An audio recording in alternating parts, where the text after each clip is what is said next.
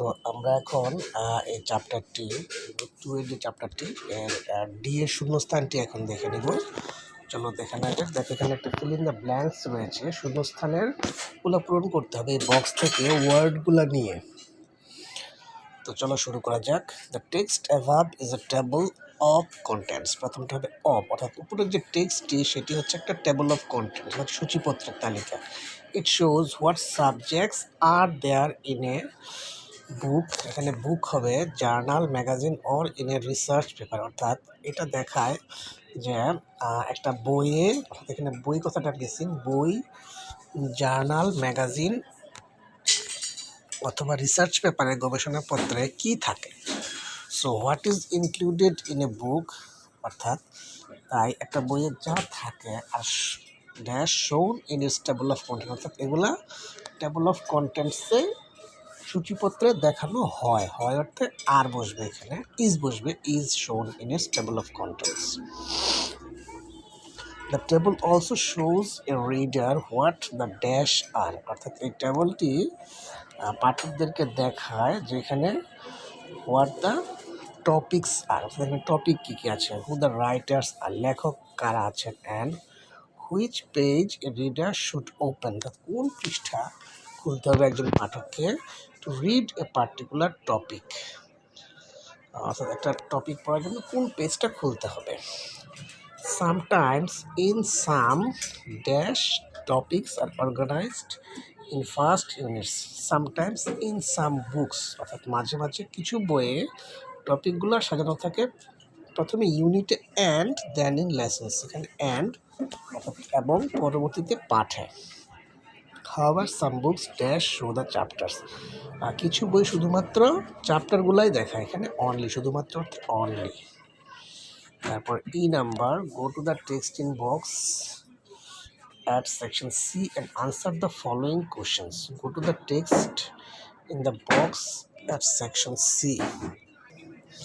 সিতে আমরা যে টেক্সট টেবল অফ কন্টেন্টস দেখেছি এই যে এটি, এখানে যাব এবং দেখব, গিয়ে নিচে প্রশ্নগুলো আমরা উত্তর দেব।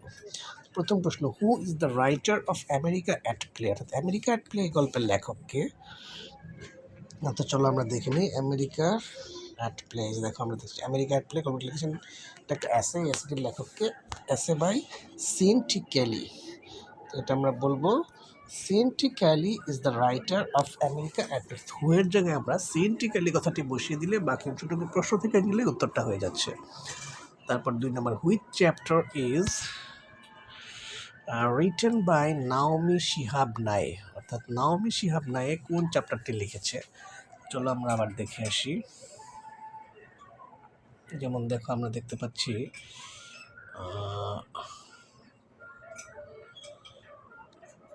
আওয়ার টাউন, এটি লিখেছেন নাওমি সাহেব নায়ে, আওয়ার টাউন। আমরা বলবো our town is written by Naomi Shihab Nye, অর্থাৎ হুইচ চ্যাপ্টারের জায়গায় আওয়ার টাউন এই কথাটি লিখে দিলে উত্তরটা হয়ে যাচ্ছে। What is the page number for sea to shining sea, sea to shining sea এটার পৃষ্ঠা নাম্বার কত। চলো আমরা দেখে আসি। সি টু শাইনিং সি, দেখো সবশেষের যে লেখাটি সেটির পৃষ্ঠা নাম্বার দেওয়া আছে 117, 117। সো এটা আমরা বলবো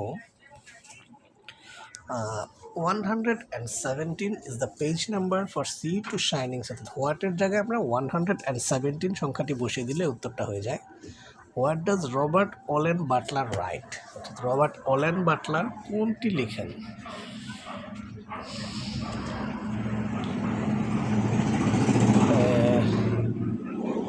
এই যে রজার রোজেনবাল্ট, তিনি লিখেছেন রিজন টু বিলিভ এই গল্পটি বা এই এসেটি। আমরা বলবো Robert Olen Butler writes reason to believe এই কথাটি, এই গল্পটি বা এই এসেটি।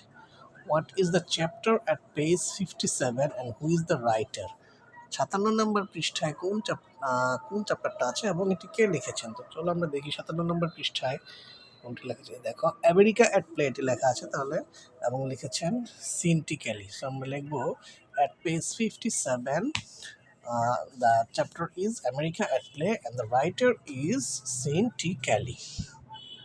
এই হলো আমাদের এই চ্যাপ্টারটি শেষ। তারপর এফ নাম্বারে আচ্ছা, সেটা খুব একটা কাজের কোনো কাজ না। পরবর্তীতে আমরা ইউনিট 3 ক্লাসটি শুরু করব।